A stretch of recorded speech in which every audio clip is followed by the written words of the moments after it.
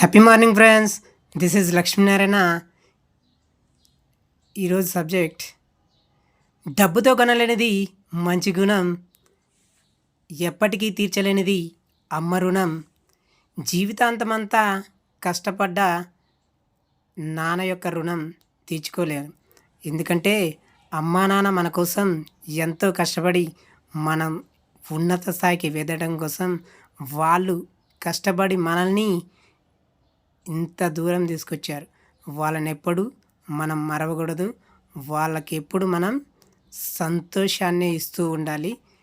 గుర్తుపెట్టుకోండి ఫ్రెండ్స్, అమ్మా నాన్న మన కోసం ఎంతో కష్టపడుతున్నారు. వాళ్ళ సంతోషమే మన యొక్క సంతోషమని ఉండాలి. Thank you friends. జై హింద్.